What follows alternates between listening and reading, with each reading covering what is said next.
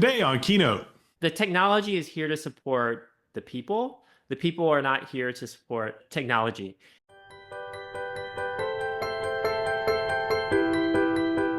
My name is Bill Russell. I'm a former CIO for a 16 hospital system and creator of This Week Health, where we are dedicated to transforming healthcare one connection at a time.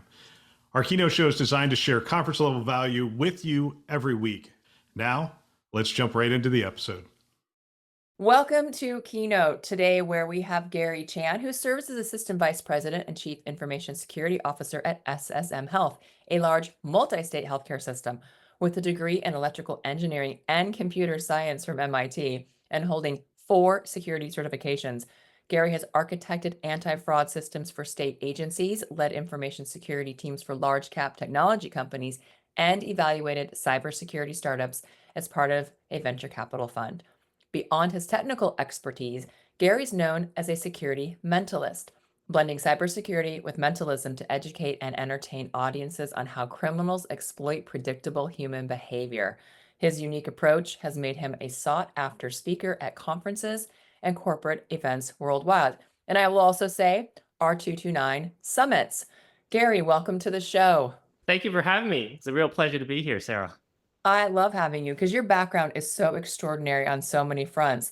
So we'll dive into some of those aspects, but I want to start with your professional journey. Love for you to share your career path leading up to your current position as Assistant Vice President and CISO at SSM Health. Sure. Since I was a kid, I've always loved breaking things. And so security always seemed like it would be the thing eventually that I'd end up in, although I didn't know it at the time. But anyway, I've loved computers since I was a kid. And I went to MIT and studied electrical engineering and computer science, as you already know. And then I went into consulting with Accenture and, of course, doing IT. And I got to see lots of different clients, which gave me a really fantastic foundation to start from, just seeing how different businesses operate. I think that's just been phenomenal for me. And then beyond that, I got my first security job working for another company, and I loved it. I got to break things, got to design things. And then from there, I went on and went to a different company, did some more security things. And then I was an independent consultant. And then now I'm here at SSM Health. Essentially done a whole bunch of IT stuff and security stuff for about 20 some years now at this point. You've got the flexibility to work truly with your background anywhere you want. And so when you consider leaning into a healthcare organization, what are some of the primary challenges you're facing in managing information security across a large multi-state healthcare system, especially when security is about building those bonds of trust? And if you're not all in the same room together, how you're creating that type of camaraderie? That's exactly the case, and you nailed it. So for me, everything is very human centric. While I do believe in technology and I love technology, it's always about the people because that's the weakest link, and it can also be your strongest. And when it's a multi-state system like SSM Health is, it's really hard to build that trust when you're not seeing each other on a daily basis, right? Nobody wants to get the phone call from the security guy, especially when they don't even know or who he is, right? And so that's the biggest challenge is making sure that people know you, that they trust you, because security is about trust. Why should I believe you when you tell me don't listen to the other guy when the hacker's also telling me the same thing, that I'm the legit one and don't listen to Gary, right? And so it's about getting in front of folks that in person really, I think, makes a difference, right? When you meet someone in person, that's totally different. So I try to see people at the hospitals. I try to be in front whenever we have group meetings or at least speak up so that people get to know me. I sit around at different tables or whatnot, like during lunch. Like if there's like a more cafeteria style, try to meet people that I don't normally talk to. And the word spreads a bit too, so that's helpful. But building that level of trust is super, super important. And then taking the time to respond to emails when people ask you questions in a way that's thoughtful from their perspective. These all go a long way. And I do a lot of other stuff that I'm sure we'll talk about later as well to try to keep it fun. But that's what really helps is that trust, like you alluded to. And what I love is you talk about security being fun. And it's a perfect segue into the mentalism aspect of cybersecurity. How did you develop the concept of a security mentalist? And what inspired you to combine the two? Sure. Maybe for your audience first, I need to explain what the mentalism is first. So, what I do is I try to gamify a lot of the things that I do because I think that when people engage rather than just sit there and watch or read something, that they're much more likely to remember all of this stuff. I'm sure everybody knows what magic is, right? So, you've watched magicians on TV or maybe in person at a birthday party. So, I do mentalism, which is slightly different, but similar in that it's a performance. It's something amazing that happens at the end, but it's all based on psychological gains, right? Whereas magic is dexterity of the hands. I try to manipulate some cards or whatever. Mentalism is about psychology, right? So things like optical illusions, tricking the brain, things like that. That's the sort of thing that I incorporate into a lot of the work that I do in order to keep it super interesting. And I've developed this sort of show which is used for security awareness training, for example, where I bring up people up on stage and demonstrate different feats of social engineering in a live fashion. And one of the effects that I enjoy doing is vishing, right? I talk about how vishers might try to steal information while making a phone call to a random person. And I talk about the different techniques and then I just do it on stage, right? We just call a random person that somebody from the audience picks, and then I just try to get information from them. And the idea is that anybody can do this, right? So when people see it live, it sort of triggers something in their mind to say, oh, wow, this is real. This actually works. So, anyway, to your question about how I came up with the idea, it was actually the FBI that had asked me to do some mentalism for their folks.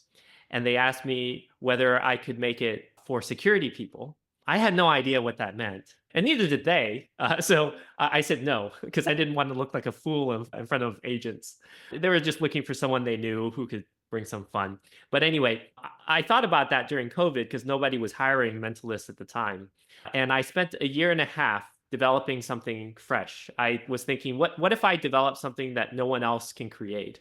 Even if they see it, they'll never be able to do it because they don't have my expertise. I'm good at two things. One is mentalism, and the other is security. So I combined those two in order to create a security themed mentalism show that I don't think, in fact, I know nobody else has.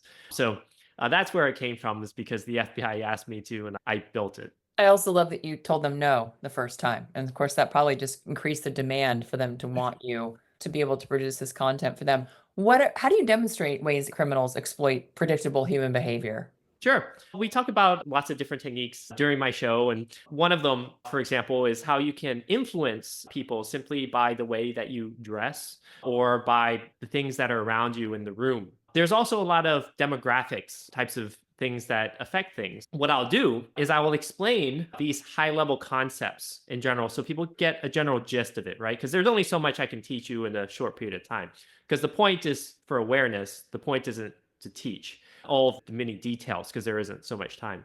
So anyway, if you see somebody in a doctor's sort of white coat, right, you're more likely to ascribe authority to that person.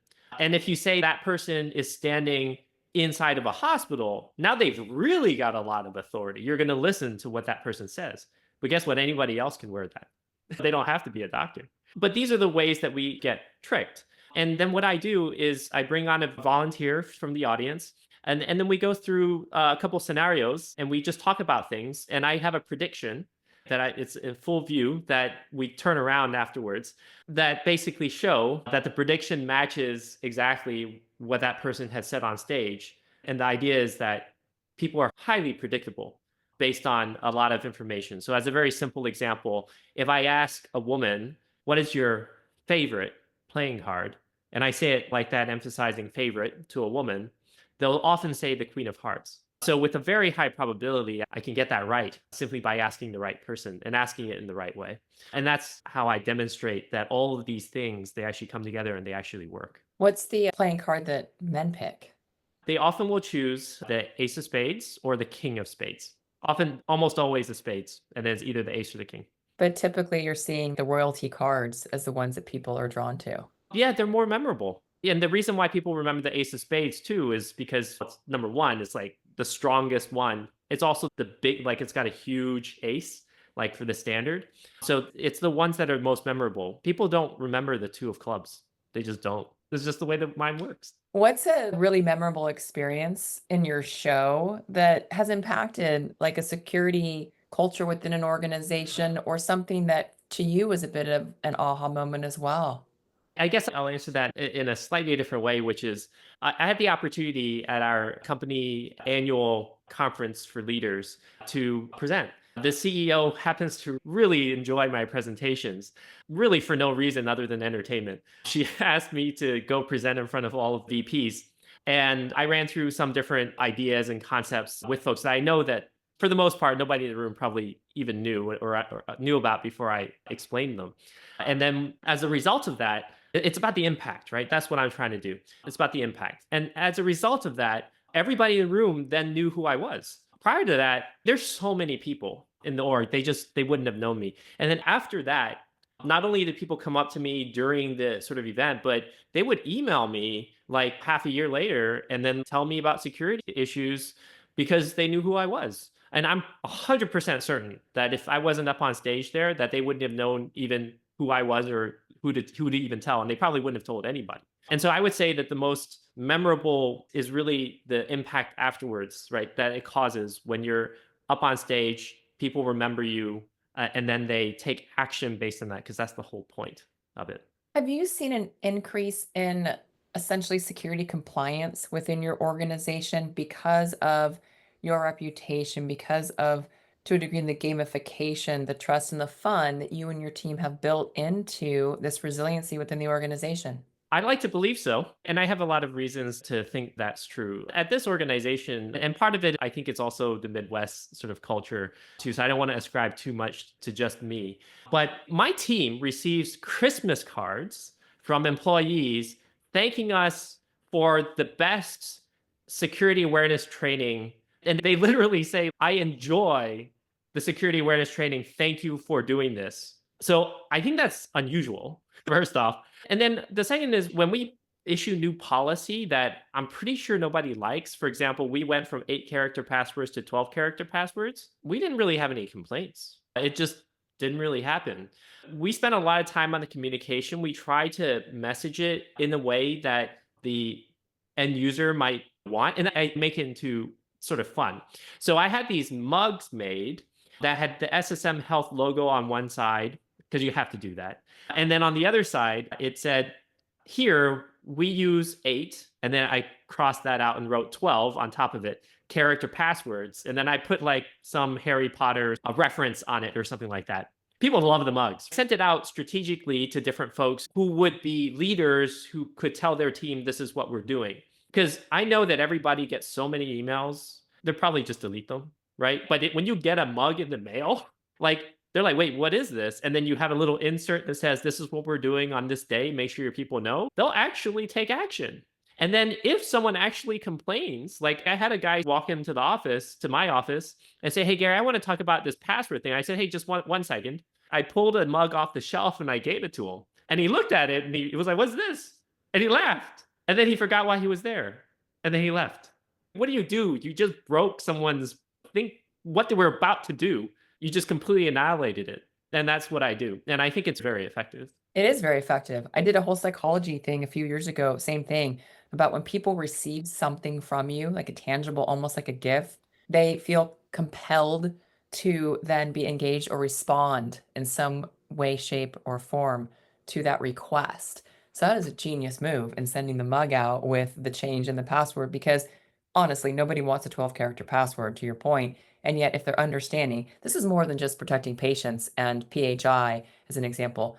It also carries over into their personal lives and how many people have reevaluated their personal password strategy because of what you have shared at SSM, as an example.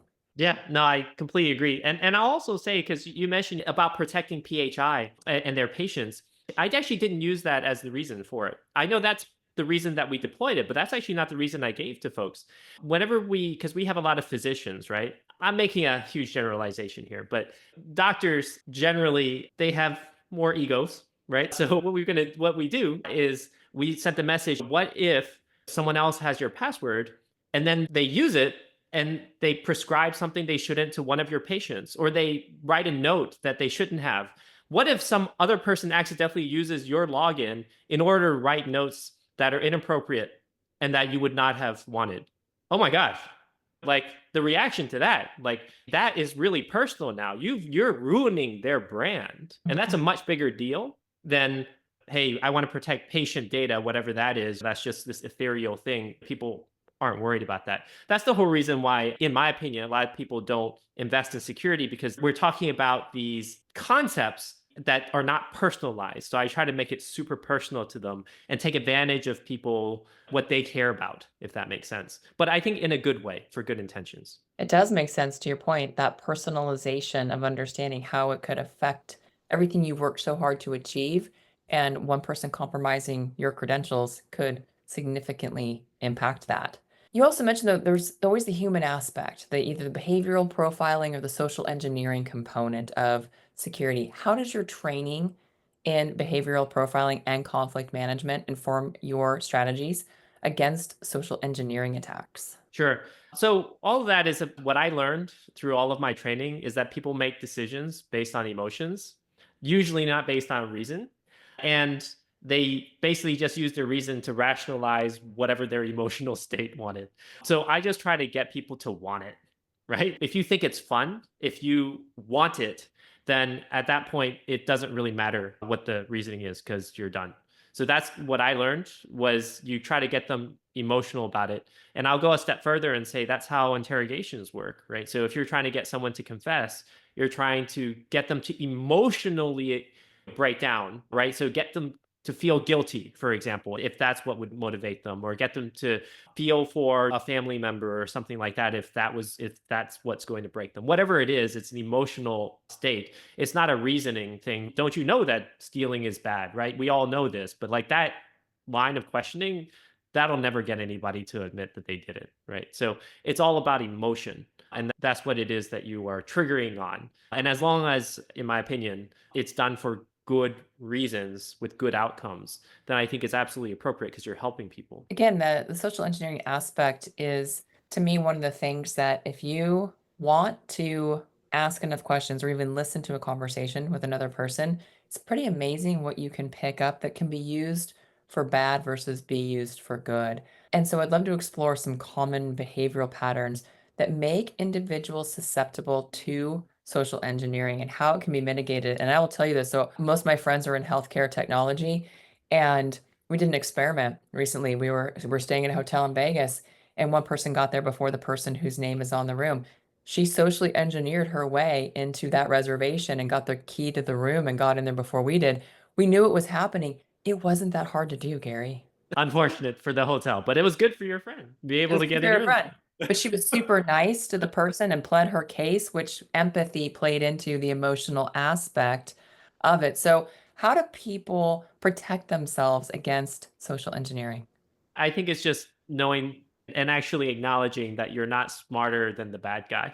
I think that's it. Part of what I try to get people to do is understand, because I trick people on stage because I want them to realize that, hey, like this can happen to me. And it's done in a fun way, so no one's ever embarrassed. But I think that switch, until you think, hey, maybe I'm not smarter than the guy who spends 40 hours a week trying to trick me, when I spend probably 10 minutes reading this don't get fished email, then you can be more observant.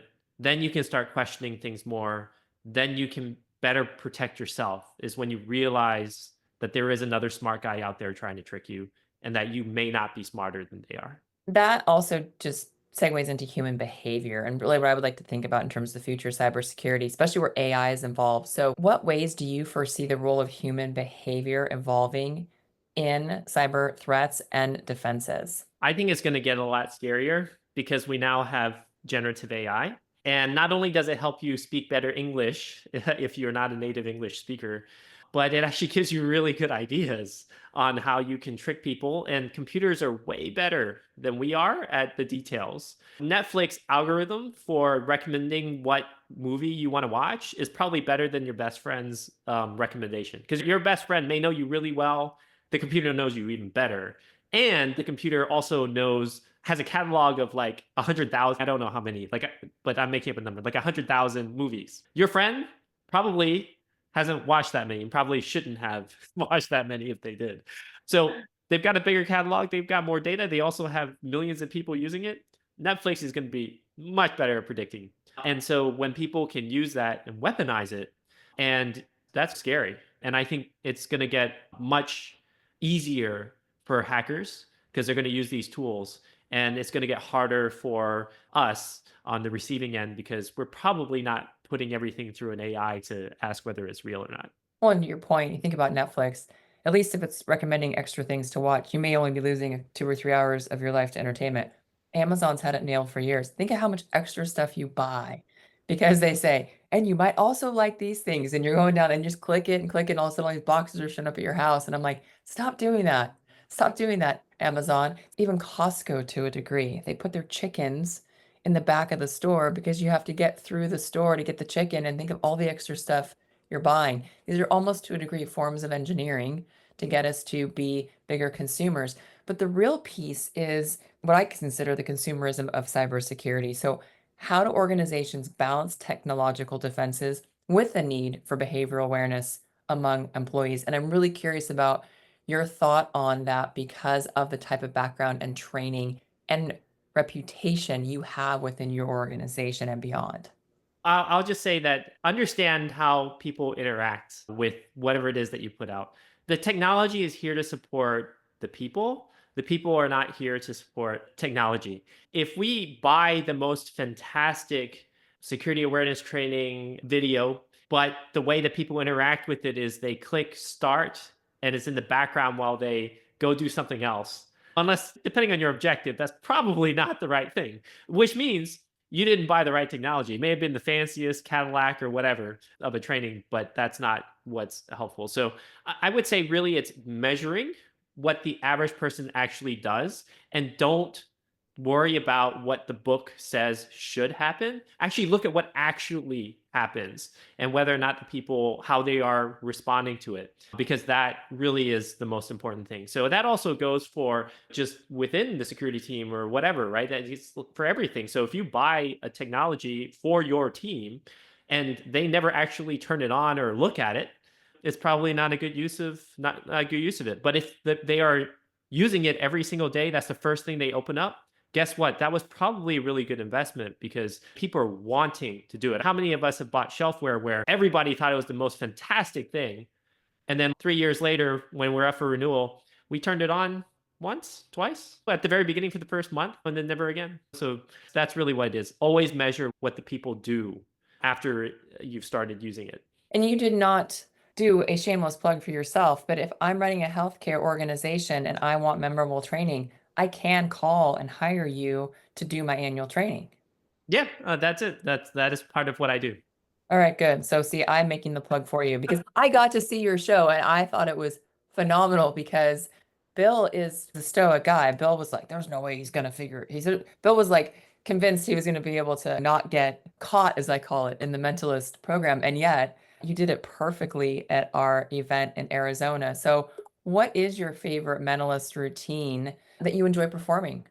I would always say it depends, but I know that's not super interesting. So I'll say that the one that I did for Bill that you mentioned with the airplane routine is probably the my favorite one because it the main reason is because I do these printouts that I scatter around that the event organizer prints and scatters around around the event. It could be done even days ahead of time.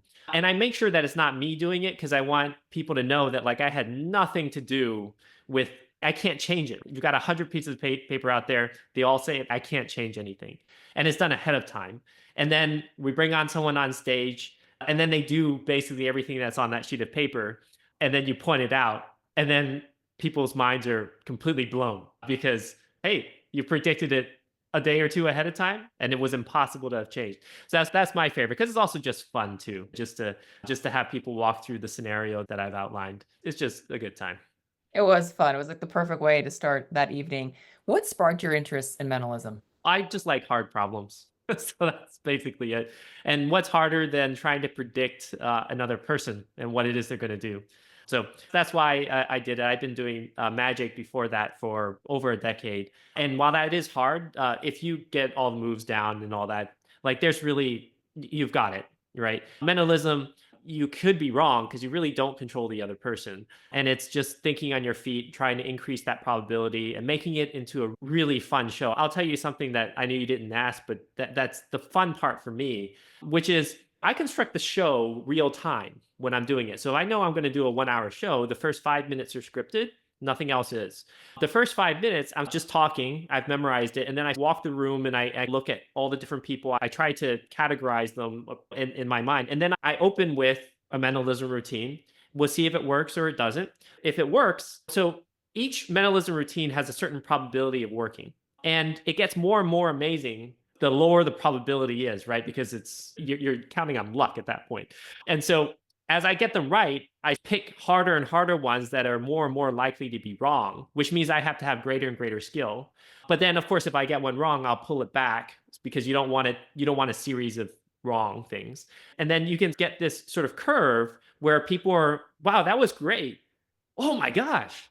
Hell my that's awesome. And then you kind of bring it down. So it's kind of like a movie where you're constantly trying to create all of that. So it's not just, hey, I've got these 10 effects and I'm going to just try to get them all right. No, that's not what I'm trying to do. I'm trying to create the experience and I'm building that real time throughout the show to maximize the impact in people's awes. And then in a way that you get these ups and downs because that's how people are going to remember it too.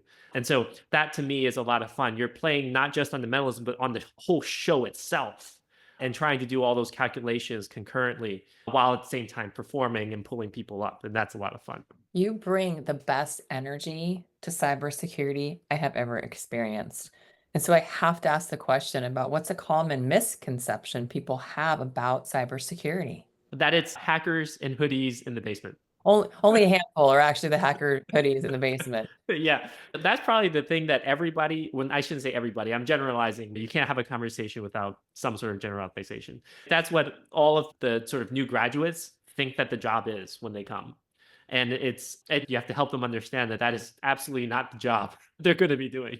Well, and consider you use all of your skills for good. If you were to flip that equation, you would be the example of what the bad guy looks like. Someone who has all of the training, all of the capability as a mentalist, and deciding to use it for bad. Like it could be a picture of you on two sides of a coin if you had chosen to go after that. But I have to ask, if you could instantly master any new skill, what would it be? We can have a fictitious one that would be time travel. But if that's not what you're asking, then I would say something pretty straight. I think probably easy for a lot of folks on your podcast, but hard for me would be like running a marathon. I spend so much time with my life, mostly because of my background and my parents pushing me on the education side.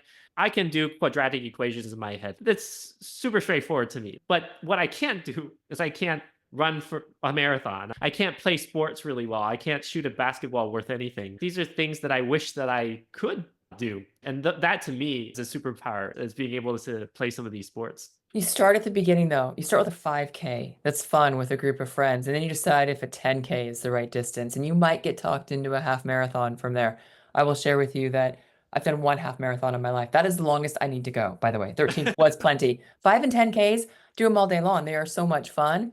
Start at the beginning and then find a group, Gary. And I've got a whole group. We go all over the country doing the rock and roll series events. And I just did the 5 and 10K recently in Las Vegas. Super fun. So if you do want to dip your toe in those waters, keep me posted and I can at least drag you into a 5K. And I do it for the camaraderie, but I do it for the medals.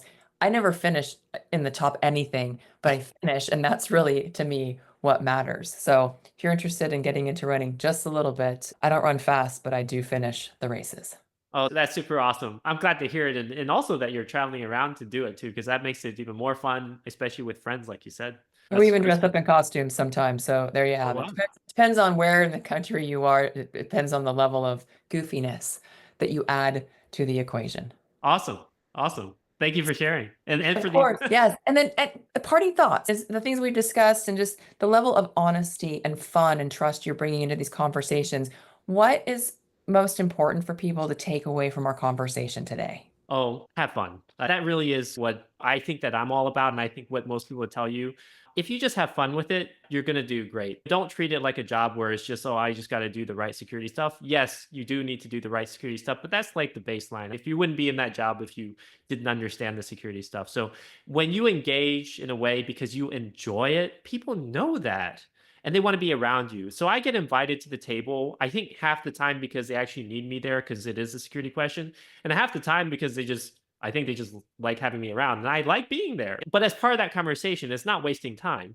And as part of that conversation, I learn about projects, I learn about other things that are happening within the organization that I'm like, oh, wait, we should actually have a seat at a table because of this other thing. So they're inviting you because they think it's fun. But then you're there and you're better at your job because you were there and you could help push your agenda.